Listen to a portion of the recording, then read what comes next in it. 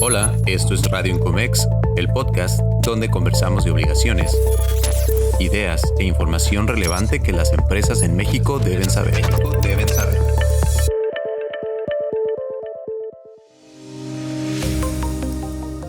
Hola, ¿qué tal? Muy buen día. Mi nombre es Saúl Ramírez, coconductor de este espacio. Bienvenidas y bienvenidos a un episodio más de Radio Incomex. Para esta sesión tenemos con nosotros la participación de Roberto Zapata, socio senior de Ansley Consultores Internacionales y experto también en políticas públicas de corte comercial y de inversión, con quien queremos abordar como punto central si estamos o no en el preámbulo de un nuevo paradigma comercial por lo que sucede en América del Norte y el mundo, con el presidente de Estados Unidos, Donald Trump, como protagonista. ¿Cómo estás, Roberto? Buen día.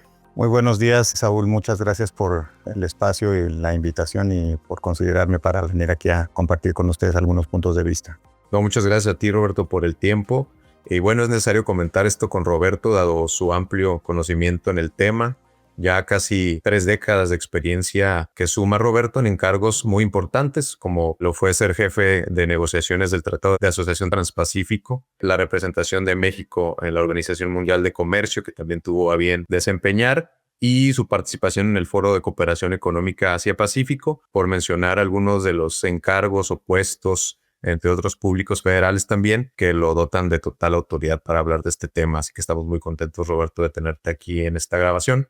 Y antes de iniciar, me gustaría invitarles a todas y a todos a que nos sigan en redes sociales. Si aún no lo han hecho, pueden encontrarnos en Facebook, Instagram, LinkedIn y Twitter o X como Incomex Nacional para ser parte de la audiencia y encontrar información muy relevante sobre este y otros temas. Roberto, y para iniciar, quisiera, ahora sí que tomando una postura como muy lineal, empezar por el principio y que nos des un norte de la posición en la que estamos actualmente con el gobierno de Estados Unidos, porque digamos que esta estrategia de Donald Trump como del pastor mentiroso, ¿no? De que siempre sí y luego no, de que ahí viene el lobo y siempre no, pues nos tiene un poco confundidos o tiene confundidas a las empresas. Pues sí nos gustaría empezar con este planteamiento inicial de en qué posición estamos, dónde se están aplicando actualmente aranceles por disposición del presidente, dónde no y cuál es la amenaza que persiste. Claro que sí, muchas gracias, Saúl.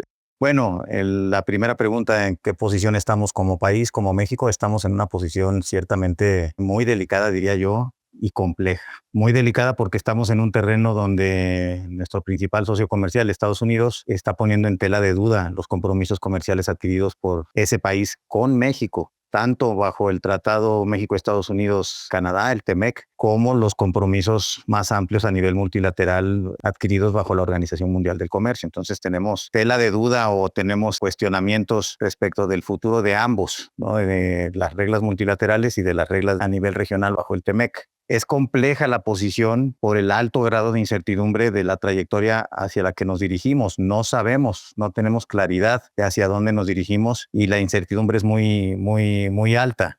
No sabemos si vamos a regresar a una situación donde prevalezca el libre comercio de manera plena, como lo veníamos conociendo hasta el año pasado, hasta hace algunas semanas todavía quizá. No sabemos si vamos a ir hacia algo que sea un poco distinto, un poco en medio, tal vez en la forma de un comercio administrado bajo un conjunto de preferencias arancelarias, o no sabemos si vamos a un mundo en donde la constante va a ser el uso o la amenaza del uso de los aranceles en la relación bilateral. O sea, no sabemos si la situación que estamos viviendo en las últimas semanas es una situación temporal o si se va a extender en el tiempo. Ahora, ¿dónde aplican los aranceles hoy? Preguntabas también, Saúl. Yo creo que es una pregunta relevante porque con todo el flujo de información, de amenazas, de medidas que ha habido, pues es difícil mantener un seguimiento de qué es lo que está vigente, qué es lo que se está aplicando hoy, qué es lo que no se está aplicando hoy y qué es lo que podría venir. ¿Qué tenemos en materia arancelaria? En materia arancelaria, el día de hoy no están aplicando aranceles a todo lo que cumple con una regla de origen bajo el Tratado México-Estados Unidos-Canadá, bajo el TEMEC. Todo lo originario al día de hoy puede ser exportado a Estados Unidos con la preferencia arancelaria prevista en el TEMEC. A eso no se le está aplicando aranceles, eso podemos estar seguros. Ahora, ¿a qué se le aplica aranceles? A todo lo no originario que se exporta de México a Estados Unidos se le está aplicando un arancel del 25%. Todo lo no originario quiere decir todo lo que no hace uso de la preferencia arancelaria del TEMEC. ¿De qué tanto comercio estamos hablando? pues es significativo. Estamos hablando, dependiendo de los cálculos, pero de alrededor de la mitad de las exportaciones de México a Estados Unidos, que se exportan por diversas razones sin utilizar la preferencia arancelaria del TEMEC. 50% de nuestras exportaciones en 2024 es más o menos 250, 260 mil millones de dólares. Entonces, a la mitad de las exportaciones mexicanas que van a Estados Unidos en 2024, se les está aplicando un arancel del 25%. Y ahí hay una violación, no tanto al TEMEC, o posiblemente sí, habría que analizar con lupa el caso, pero es una violación clara al principio de nación más favorecida, el arancel que nos debería estar aplicando Estados Unidos de acuerdo con sus compromisos con la OMC. También nos están aplicando aranceles a lo originario y lo no originario en sectores de acero y aluminio por virtud de la aplicación de la medida de la sección 232, argumentando seguridad nacional, un 25% para estos productos. Y hacia adelante tenemos la amenaza de que se aplicarían aranceles de manera recíproca, no solo a México, sino en un esquema que aparentemente está analizando la administración Trump, que anunciaría el 4 de abril, por medio de la cual buscaría transitar a un esquema en donde la aplicación de aranceles se haga de manera recíproca u observando una suerte de reciprocidad con los socios comerciales alrededor del mundo, México y Canadá incluidos, socios preferenciales incluidos. Eso es el panorama que tenemos en este momento de aranceles y desde luego la pausa que el presidente Trump decide hacerle a México de no imponer aranceles a la parte no originaria también, pues está en veremos también para los primeros días de abril. Vamos a ver cómo se llega a ese momento. ¿Cuál es la amenaza persistente? Pues yo diría la principal amenaza persistente es la incertidumbre. No sabemos hacia dónde vamos, no sabemos cuándo va a terminar y lo que sí sabemos es que no hay peor variable para la planeación de negocios de las empresas que la incertidumbre. Sí, Roberto, de acuerdo. Y digo, con esto que me dices, me queda claro que nos debe quedar claro a todos que la cosa va en serio y te lo digo porque de repente hemos tendido a quizá minimizar un poco esta estrategia de amenazas, no decir que las broncas de inflación que se van a generar en Estados Unidos van a terminar por hacer que Donald Trump y su gobierno reculen en esta estrategia o que la propia oposición, digamos, a nivel interno y los diferentes mercados que existen en Estados Unidos, pues no les conviene, digamos, la política arancelaria y que también van a fungir como un contrapeso. Sin embargo, vemos por el planteamiento que acabas de hacer y el resumen que acabas de hacer, pues que en realidad ni siquiera estándares internacionales o regulaciones internacionales hacen que Donald Trump revise su política. Es decir, está ignorando completamente ciertos beneficios que deberían tener países con los que tiene relación. Entonces, estamos, digamos, para tomar en serio, digamos, esta nueva etapa en el gobierno de Estados Unidos. Sí, yo creo que debemos de tomar muy en serio las cosas. Yo creo que efectivamente puede todavía haber allá afuera una serie de contrapesos, una serie de contramedidas, una serie de escenarios que valdrá la pena considerar de acuerdo a cómo vayan evolucionando las circunstancias de la aplicación de aranceles, qué tan lejos lleguen, qué tan amplias sean, qué compromisos específicamente estén violando una vez que se aterricen, etcétera. Todo eso habrá que considerarlo, pero yo pensaría que el punto de partida para cualquier análisis tendría que ser la consistencia de Donald Trump respecto de su visión del comercio con Estados Unidos.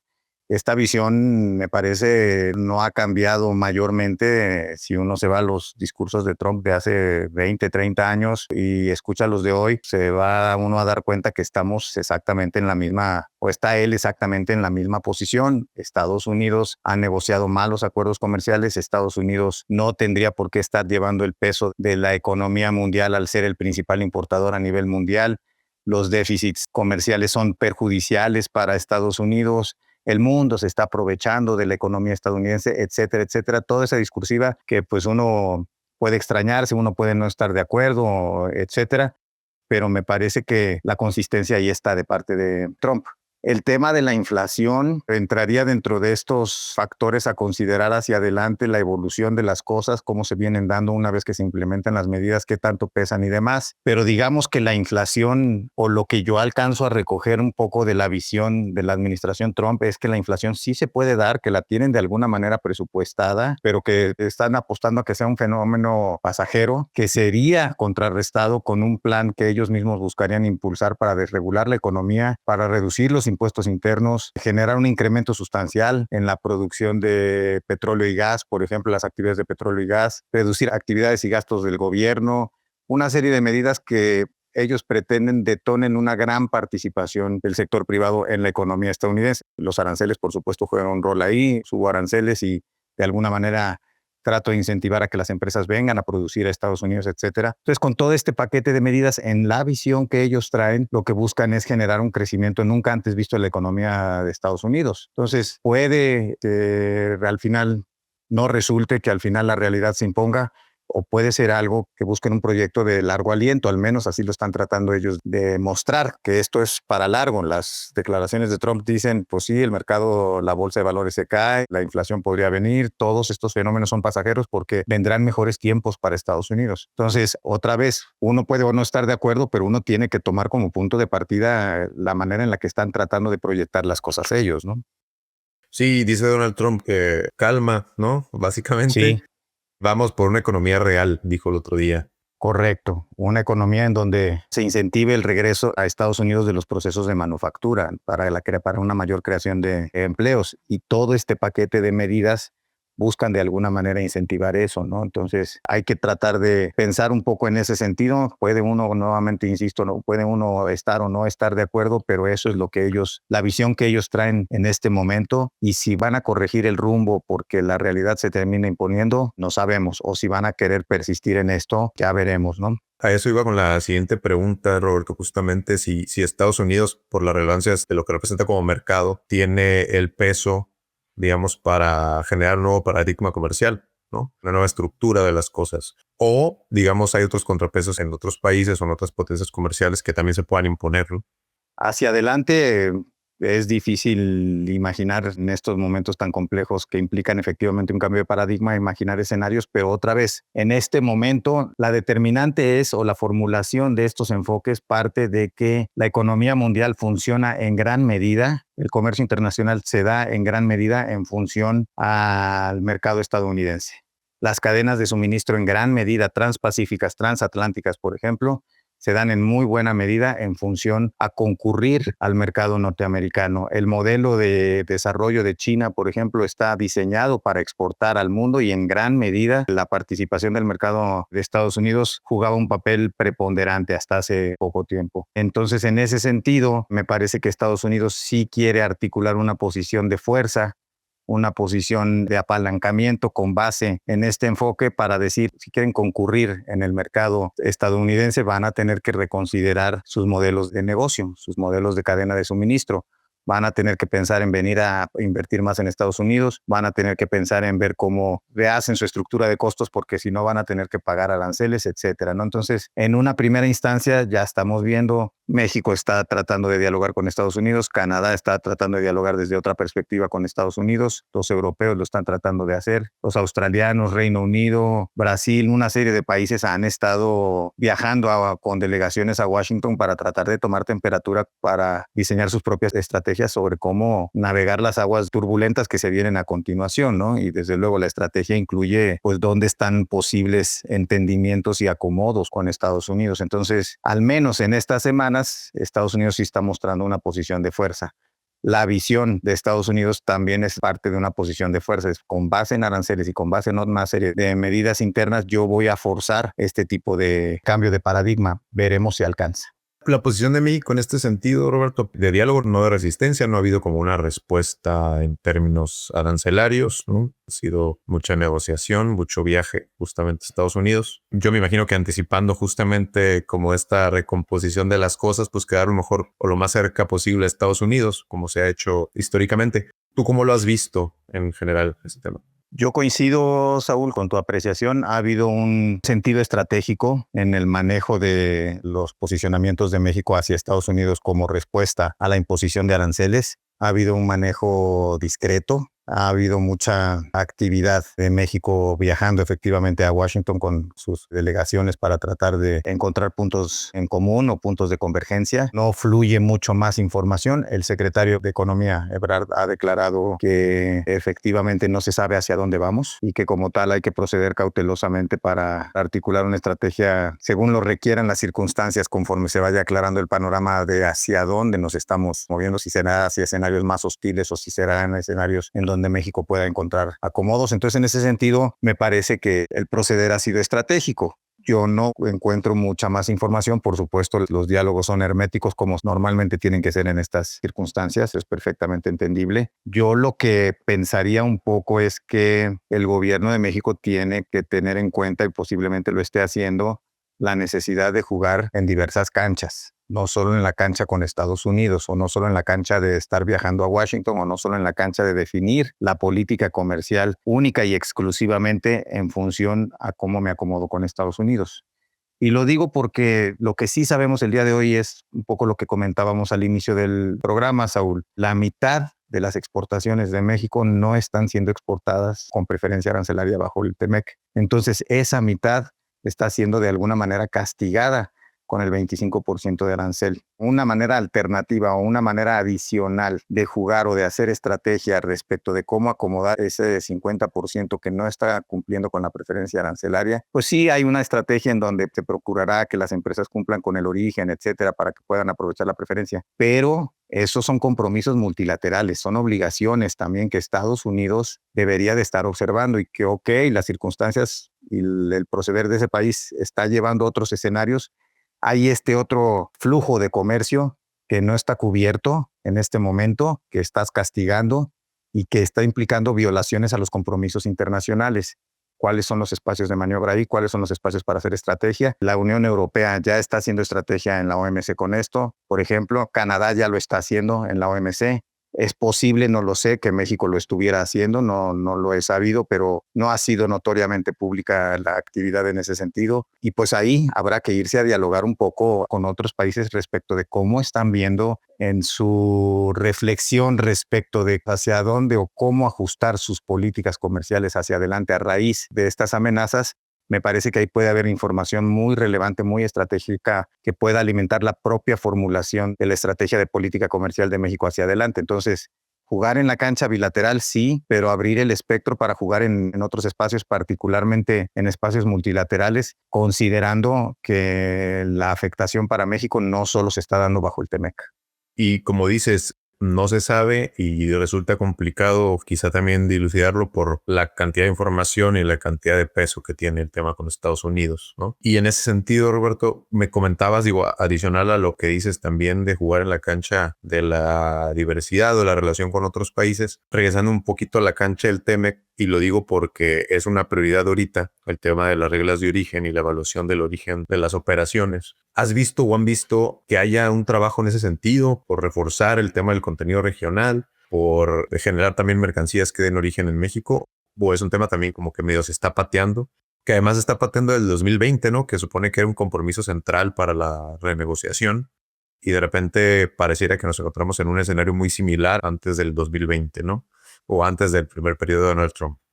No, a ver, yo creo que para efectos de la estrategia de planeación de las empresas que sirven a lo que exportan al mercado norteamericano, al mercado estadounidense, hoy ya hay suficientes elementos, atisbos de lo que podría venir. O se mantiene un poco esta situación en donde lo que no se perjudica es lo que se exporta a través del TEMEC, cumpliendo con los criterios de origen del TEMEC, o un escenario en medio en donde exista comercio administrado con condiciones preferenciales en nuestras exportaciones a los Estados Unidos. En cualquiera de esos escenarios estamos viendo que solo lo originario va a tener una suerte de preferencia y por ello el cumplimiento del origen se vuelve esencial. Las empresas, me parece, ya tienen los elementos como para empezar a pensar, a diseñar sus propias estrategias de compliance y demás, para asegurar más que nunca que su cadena de suministro cumple con las disposiciones de origen o tiene una manera de llegar a cumplir con las disposiciones de origen más relevantes que tienen que ver con la identificación de los criterios generales y requisitos específicos del origen, con los métodos de certificación del origen y con los procedimientos para la verificación del origen, que eso es algo que puede afectar eventualmente a las empresas. Entonces, en las estrategias de exportación hacia Estados Unidos no puede faltar, es inevitable contar con una estrategia de compliance, con una estrategia de aseguramiento del cumplimiento de los criterios de origen si lo que se quiere es exportar de manera preferencial.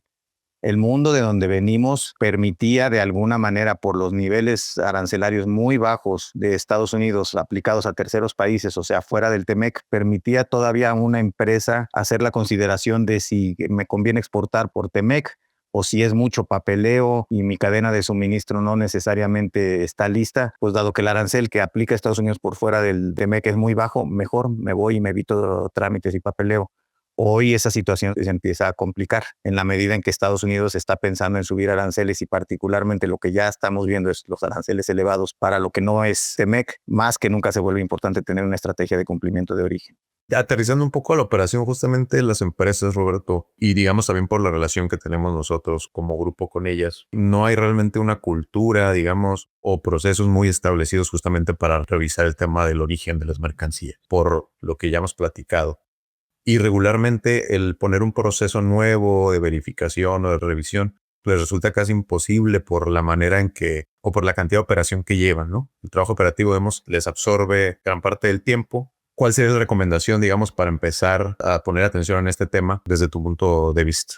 Nuevamente, la recomendación sería consideren los 3 elementos de cumplimiento del origen, la regla específica que tiene que cumplir un exportador o un productor, el método de certificación que va a utilizar y los procedimientos a los que pueden estar sujetos ante una verificación del origen. Ya hay, me parece, en el mercado gente trabajando un poco en tratar de aliviar este peso que le puede representar a las empresas en la conducción del compliance de origen. Nosotros mismos en el despacho estamos trabajando en una solución que prevé no solo el cálculo del origen, sino también la administración documental y el apoyo en auditorías, etcétera. Entonces, me parece que si las empresas tienen alguna preocupación, alguna duda sobre cómo articular su estrategia o cómo ordenar su estrategia hacia adelante, pues que se acerquen con los expertos. Nosotros con mucho gusto nos ponemos a la orden y de no ser el caso, pues que ellos mismos internamente en sus departamentos también establezcan los pasos adecuados, la estrategia para tener este expediente lo suficientemente claro si su modelo de negocio va a seguir siendo exportar a Estados Unidos. Roberto, para ir cerrando, me gustaría ver si nos puedes compartir alguna conclusión, no sé, algún tema que se nos esté escapando dentro de esta ecuación que sería bueno agregar.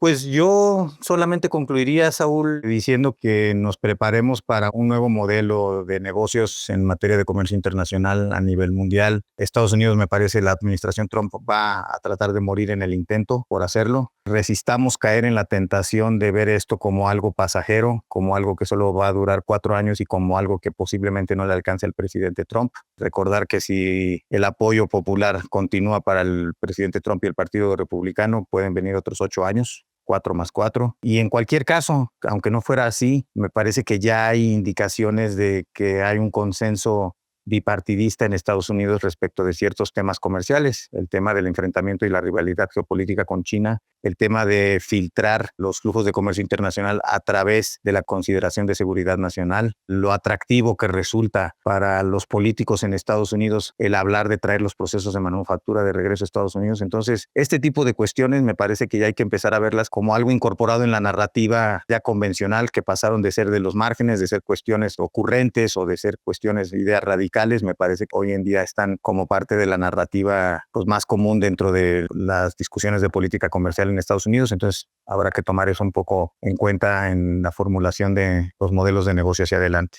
Muy bien, Roberto. Pues sí, 4 años son suficientes para posicionar una narrativa de menos, ¿no? Ya el nuevo modelo pues dependerá de esta continuidad o no en el régimen, ¿no? Y también, Saúl, no olvidar, o sea, son 4 años ahora, pero ya llevamos 8.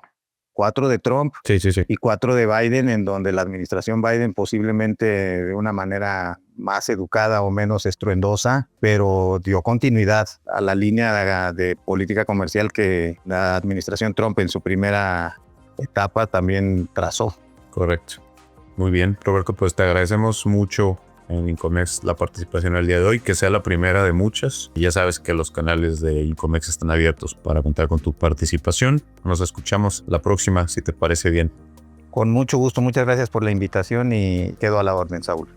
Bien, pues nosotros llegamos al final de este episodio. Muchas gracias a todas y a todos por habernos escuchado. Recuerden que pueden seguir este y otros episodios en Apple Podcast y en Spotify. Por ahí nos escuchamos.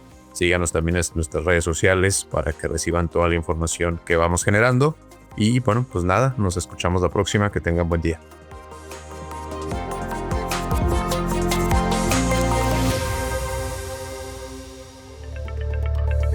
Hemos llegado al final de este episodio.